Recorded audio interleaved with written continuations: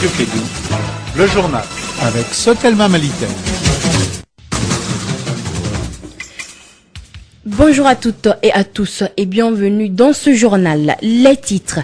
Élection du directeur d'OMS Afrique à Cotonou. Parmi les candidates figure la malienne Traoré Fatoumata Nafo, candidate du Mali. Quel enseignement supérieur pour le Mali? La question était au centre de la rentrée solennelle des universités de Bamako au titre de l'année universitaire 2014-2015. Vous en saurez davantage dans cette édition qui vous sera présentée par Fatou Sissé, mise en onde par Fatou Fall.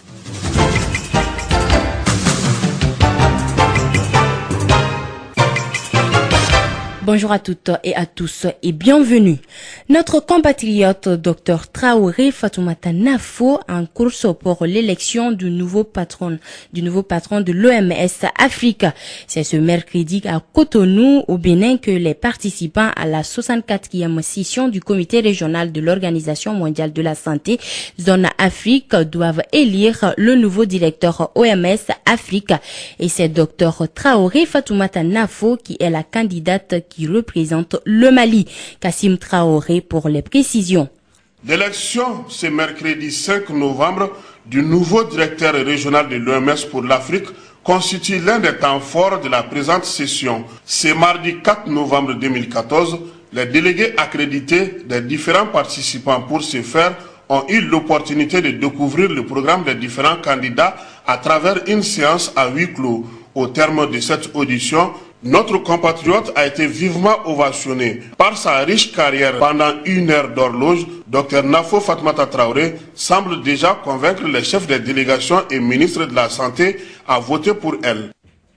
Toujours santé, une folle rumeur a parcouru Bamako sur un cas suspect au CHU Gabriel Touré. Pour en savoir plus, écoutons Dr Mamadou Babasila, chercheur au Centre de développement des vaccins basé au CHU Gabriel Touré. Il est joint par Fanta Diakité. Nous l'écoutons.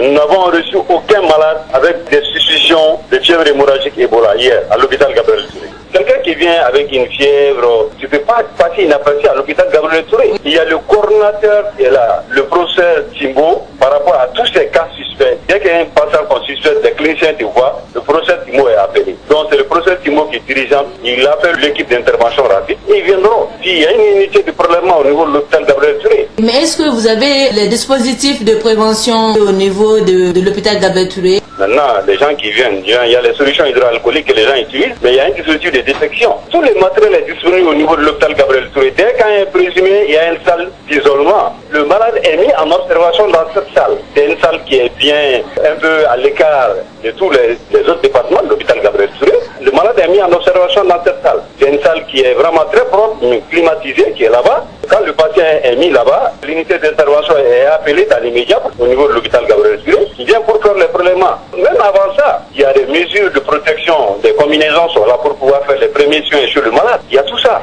Cette coordination est là depuis longtemps au niveau de l'hôpital Gabriel Touré. Maintenant, avez-vous un message de sensibilisation à l'endroit de la population? C'est-à-dire, il ne faut pas que les gens plaident à la rumeur. Il y a eu tellement d'informations par rapport à l'Ebola. Les signes sont déjà connus. Si quelqu'un voit ces signes chez un patient, c'est à lui de le conseiller de venir voir le médecin. Ou bien si quelqu'un a ces signes, des signes de saignement associés à la fièvre ou des vomissements diarrhée, qu'il consulte un médecin. Tout le monde est au courant des numéros verts maintenant qu'on doit appeler. C'est-à-dire qu'il fait confiance à ces systèmes de détection. Voilà, c'était Mamadou Babasila, chercheur au Centre de développement des vaccins basé au CHU Gabriel Touré, joint par téléphone par Fanta Diakité.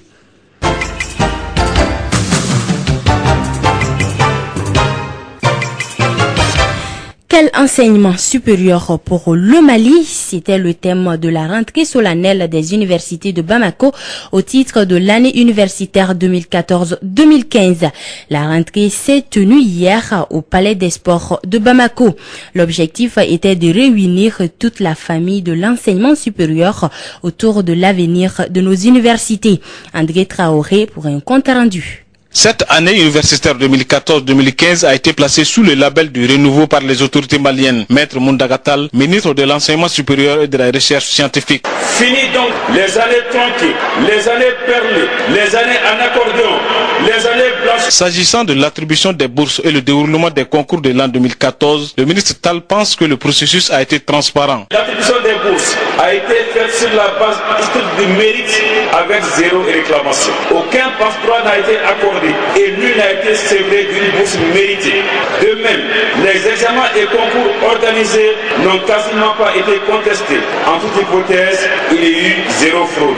La recherche scientifique au Mali connaît actuellement des difficultés. En plus du sous-équipement de nos laboratoires de recherche, nous nous inquiétons du vieillissement du corps des chercheurs sans une relève assurée. Par ailleurs, les résultats de recherche et l'expertise des institutions d'enseignement supérieur pour le développement sont insuffisamment valorisés. Malgré ces insuffisances, le Mali dispose selon Maître Tal de chercheurs de renommée internationale et de plusieurs centres d'excellence de recherche. À titre illustratif, l'enseignement supérieur et la recherche scientifique sont aujourd'hui en première ligne avec le ministère de la Santé dans la lutte contre le virus Ebola. En matière de développement rural, l'Institut Polytechnique rural des formations et des recherches appliquées, IPR de Katibougou, contribue grandement à la qualité des semences, à l'amélioration des variétés et à la santé animale. Enfin, le ministre Tal a annoncé l'ouverture très prochaine d'une université dans chaque région du Mali. Écho à présent de nos régions à Sikasso pour accompagner le gouvernement du Mali dans le cadre du RAVEC. CRI 2002 a procédé hier au lancement officiel de sa campagne d'information, de sensibilisation et de mobilisation des populations. Il a mobilisé les populations, des représentants de l'administration et l'ensemble des partenaires techniques du RAVEC. Zoumana Traoré, notre correspondant depuis Sikasso. Cette campagne de sensibilisation engagée par CRI 2002 s'inscrit dans l'optique d'accompagner le gouvernement du Mali sur le vaste chantier du recensement administratif à vocation d'état civil, le RAVEC.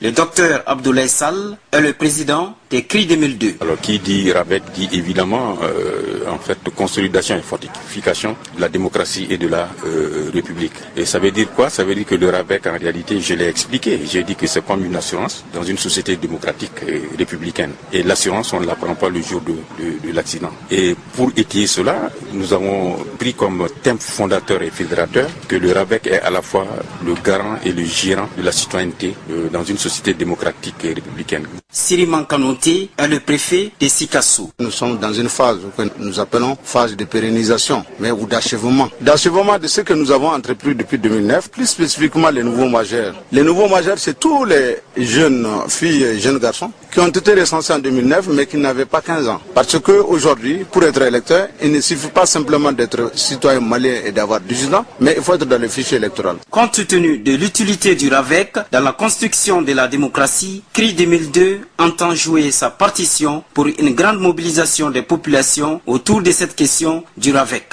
Zoumana Traoré, Sikasso pour Radio Clédou. Restons dans le même cadre, le docteur Abdoulaye Sall, président de CRI 2002, explique l'intérêt pour les citoyens de faire le RAVEC. Il est au micro de Zoumana Traoré, notre correspondant depuis Sikasso. Le RAVEC permet, une fois que vous êtes recensé administrativement et que vous êtes dans le RAVEC et que à 18 ans vous êtes dans le fichier électoral, ça veut dire que vous pouvez gérer votre citoyenneté dans la communauté dans laquelle vous vivez. Et ceci est extrêmement important. C'est pourquoi nous avons retenu un certain nombre de régions, les régions de Sikasso et de Mopti, particulièrement les cercles de Sikasso et de Koutiala, plus le cercle de Mopti, pour pouvoir accompagner le gouvernement du Mali sur ce vaste chantier. On a des inquiétudes pour la simple raison que la mobilisation n'est pas à la hauteur des attentes. On se demande si les citoyens maliens mesurent l'utilité, l'impact et la signification, n'est-ce pas, du RAVEC dans la construction démocratique dans notre pays. De RAVEC, on peut le classer dans le cadre aussi bien de la démocratie préventive et de la démocratie également de fortification et de consolidation. Préventive quoi? C'est-à-dire si les gens sont recensés, si le maximum de Maliens se trouvent dans le RAVEC, transférés dans le fichier électoral à 18 ans, il y a de fortes chances qu'on puisse avoir des élections propres crédibles. Mais si la majorité des Maliens refusent de se faire recenser administrativement, ils ne sont ni dans le RAVEC ni sur le fichier électoral, ça veut dire que nous risquons d'être confrontés à des problèmes au moment où on ne s'attend pas. C'était là les précisions avec le docteur Abdoulaye Sall, président de CRI 2002. À Ségou, il y a environ 2 mois, certaines rues de la commune urbaine de Ségou sont éclairées par des panneaux solaires. Pour mieux entretenir ces installations électriques, une formation est organisée à l'encontre des agents de la mairie et de la direction régionale de l'énergie de Ségou. Les précisions avec Douba Dambélé depuis Ségou.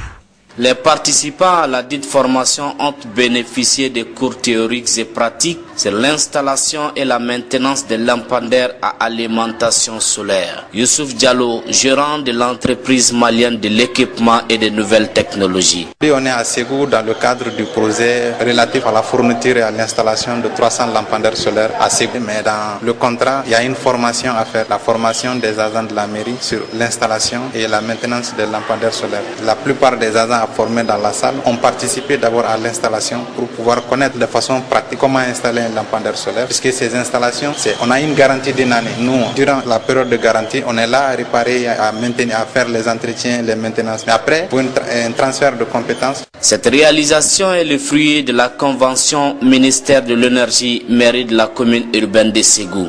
Ces 300 lampadaires sont financés à travers le projet d'appui au secteur de l'énergie. Donc c'est financé par la Banque mondiale et c'est à travers une convention entre la mairie et le ministre de l'énergie que Ségou a pu bénéficier. Aussi bien que Ségou, les communes urbaines de Kaye, Koulikoro, Sikasso et Mopti en ont bénéficié. Restons toujours dans la région du Ségou. La Commission nationale de gouvernance du mécanisme africain d'évaluation par les pairs qui tient un atelier de formation des formateurs sur le manuel de formation du MAEP. Cet atelier qui a débuté hier est cofinancé par la Fondation Amas Suel et l'Union européenne.